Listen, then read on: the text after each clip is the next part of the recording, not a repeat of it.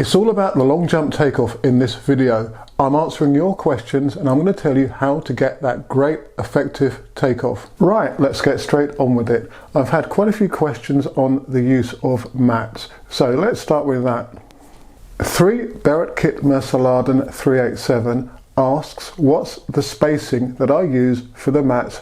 Well, the first mat is positioned on the board and the second mat goes where the third step out would be. Centre it at about 4 meters 50 back from the board. Mats need to be about 3 centimeters thick. That positioning should work for the majority of run-up lengths, particularly over 10 steps. Shorter than 10 steps, then you may need to close the gaps between the mats. As I tend to say in the videos where we do the mat work, the objective is to run through them as if they're not there. The mats will position you better onto the penultimate step and throw you through into the takeoff. Key to look for is a flat foot on the penultimate and a flat foot stroke heel lead contact on the takeoff. The movement should be da-da-da. So you're thrown through the mats. Run forwards and everything should happen for you in consequence of the mat's position.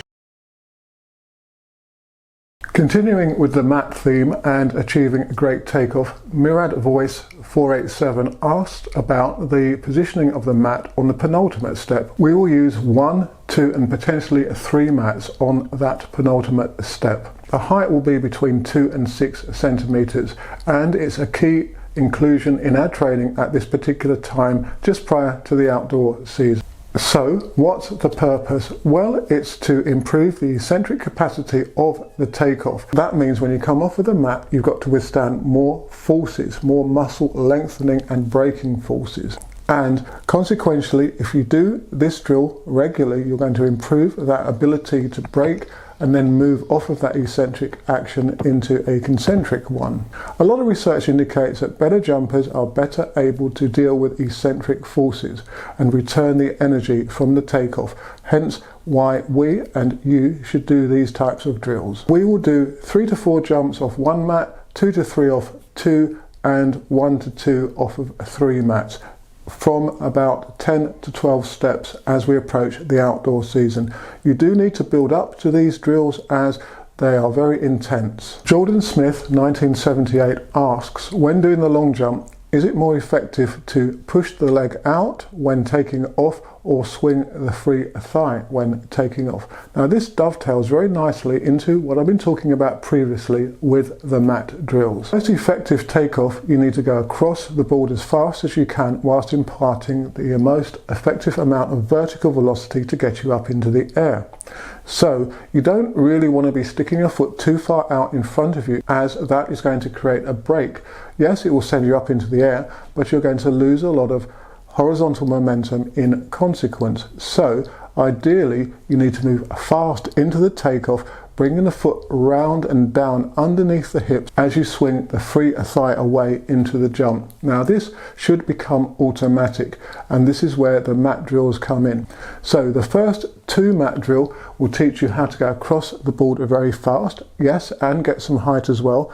Coupling that with the penultimate step mat drill will therefore create the ability for you to lift as well. If you want to find more about how to move the foot onto the board, then do check out this video here. And here's a question from my TikTok account from Aubrey Spencer 580. Now he's working with a jumper who is leaning back on takeoff, and he asks me, what can we do to avoid that? Well, again, that dovetails in with all I've been speaking about in this long jump takeoff focused video. In many ways I've answered that question. However, there's one thing that I haven't addressed so far, and that's the specific technique the jumper uses.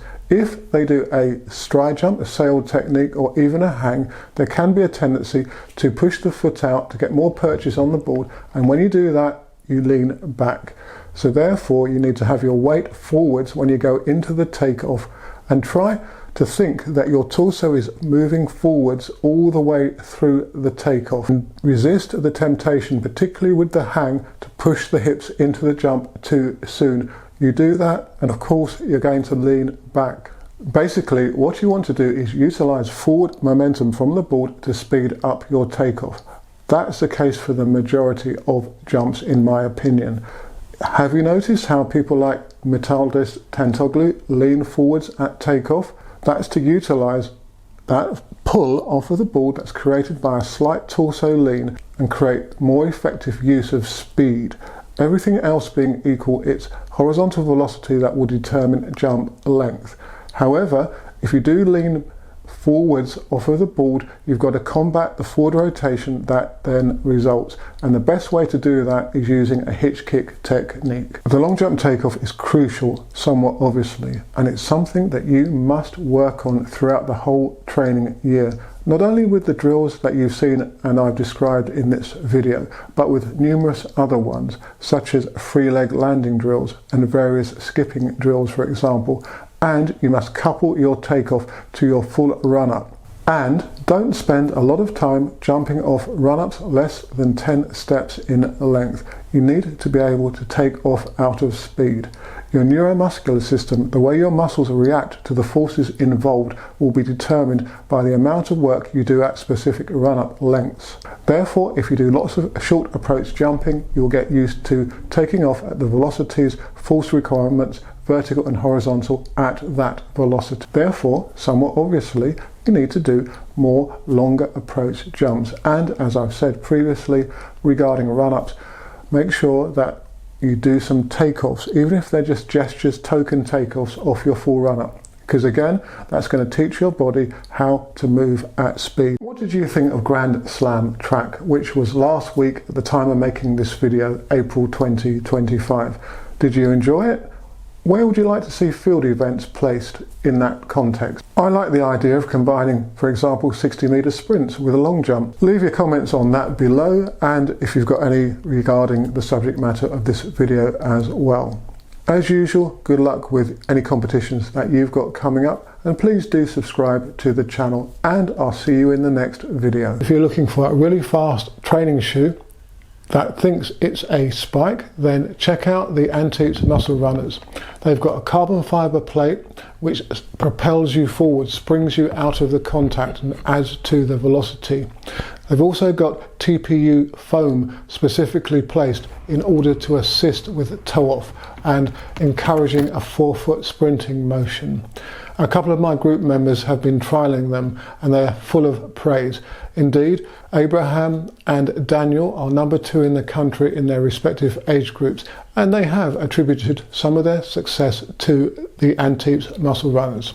Check out the link in the video description or my video that I made which goes into detail on the Antiques.